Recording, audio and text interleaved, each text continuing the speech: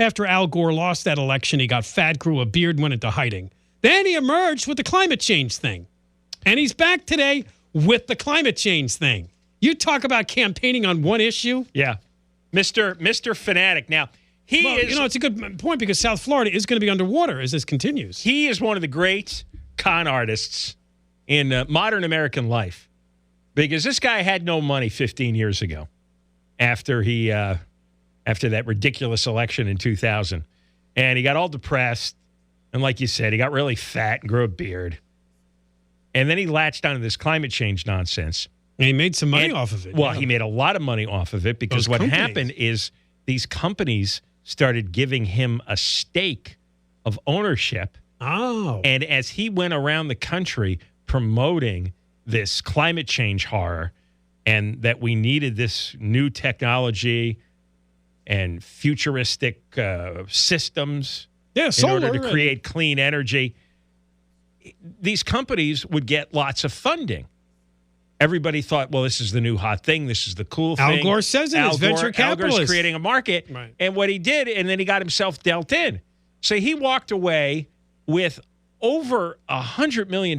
I think he had a share of a cable TV channel. Remember Current TV? Yeah, right. Before it was sold to Al Jazeera America. Yeah, he sold it to I think it was Qatar. Yeah. For $500 million, and he had a big share of that. So he got wealthy promoting the climate change scam. And at the same time, his compound in Tennessee, he had one of these huge, sprawling properties, was the single largest user of energy in the entire state. Number one. Yeah, he got shamed for that. He's a phony like Schwarzenegger. No one was consuming more energy in a private home than Al Gore in the entire state. Then he got caught. I remember they had aerial photos of his compound, and you could see all the buildings and rooms he had, and then he switched over to what he said was clean energy. So, I mean, this guy, I marvel at him. Hundreds of millions of dollars. And he's so prissy, and he acts like such a precious little snowflake. He was like the original snowflake. Screaming and yelling like Jerry Brown that the world's coming to an end. He made all kinds of wild predictions. Almost every one of them proved false. He's the one who said that the Arctic Circle was going to be an ocean by now. I mean, just an absolute buffoon. But he made a fortune off it. It might have gone better for him if he did scream and yell, because he didn't. He was boring. People compared him to a pesky teacher, some sort of professor. Oh, no. The way he would stand there and sort of lecture everyone. Remember those debates with George Bush? He's just like Hillary Clinton. You know, well, they say they're very similar in that they're policy wonks. They're not good with people. They're not good campaigning. He's a female version of Hillary Clinton. Well, here he is, getting the people excited at this Florida rally for Hillary. The climate crisis must be a top priority. We must have a president who gets it, who cares about it, who's internalized it, who's passionate about it, who's determined to lead our country and with our country to lead the world at the key moment when we really do have the opportunity to solve this climate crisis and make our country stronger and more prosperous at the same time. My second message is, you know what it is, every vote counts. Together, we have the opportunity to look back on this year as a time when our nation finally chose to answer the alarm bells on the climate crisis and went into action to solve it. I know that there are still some who doubt in their hearts that we as human beings and we as Americans have the ability to bring about such a big and important Where'd he get the growl? Do we have the capacity? I'll remind you that the will to change and build a brighter future is itself a renewable resource. Let's make Hillary Clinton the next president of the United States of America. You know, when people say Trump and Clinton are a horrible choice, they forget George W. Bush and Al Gore. That was an original horrible choice. It didn't seem that bad at the time. At the time, but in retrospect... Al Gore, of course, is the only person out there besides Jerry Brown who would make a campaign speech dedicated to climate change. Did you hear Hillary Clinton or Trump or anybody at these debates even bring up the topic. No, because the public doesn't care. They don't care. And much of the public doesn't believe it. So Al Gore, by the way, this was a voter registration event.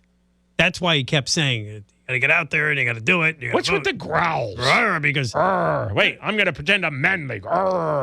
see, somebody told him maybe to add that for well, remember extra effect. He had advisors who were trying to make him, I don't know what they were trying to make him to. Remember he was wearing like earth tones during his campaign? They had him wearing brown suits. And brown suits are never a good look. You don't wear a brown suit. Yeah, but he was. You're like feces. He had like some fashion consultant, and he seemed to have a problem. He was not comfortable projecting his manhood in a way, I guess. I don't know, but he was trying different colors to project strength. I didn't understand it, and now he like fakes these growls to make it look like he's really passionate and strong. And he's what was that leader. bizarre story years ago with the massages or something? Oh, yeah. Well, his marriage broke up, and he was Tipper. He was in Portland. You remember Tipper? She was one of these scolds. Yeah, about the lyrics. About the lyrics in the 1980s in rock it was like songs. shooting, killing cops. I remember that. Yeah, but she was like the original like librarian scold. She's a lot like Hillary too. These are all oddball progressive Democrats who act like they're out of the Victorian era in England. Just constantly scolding everybody about what's inappropriate, what's proper and improper. They're just human headaches. Well, we got a clip here of a heckler yelling during the Hillary Al Gore fest today. Yeah, I didn't want to play it? it because these people are paid to do this. Oh, you didn't know this? This is an Alex Jones special. Oh, there's some use to him now, isn't there? Yeah, he's been rallying people to go to Clinton rallies, and I think they get paid or something. To yell Bill is a rapist? Yes.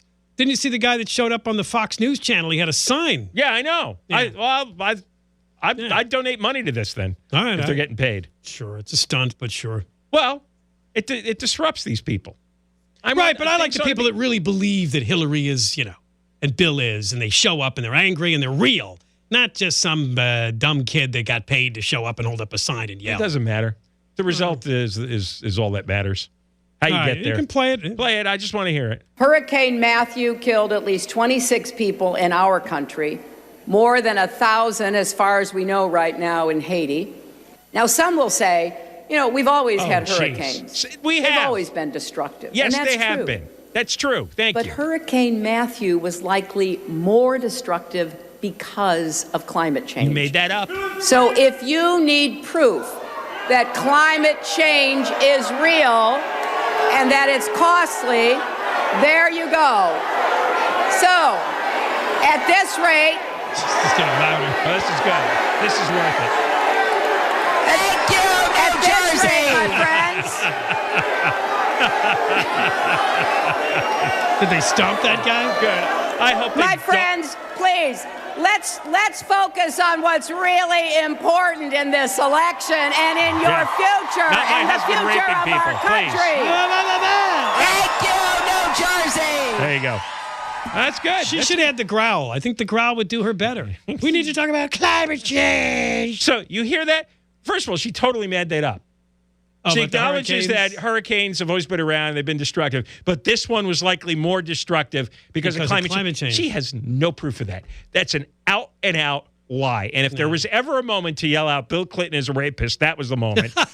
Totally. It did kind of throw her off. You just tried to yell louder, and then you're yelling over the guy. She was hitting her end point there, right? Her climax.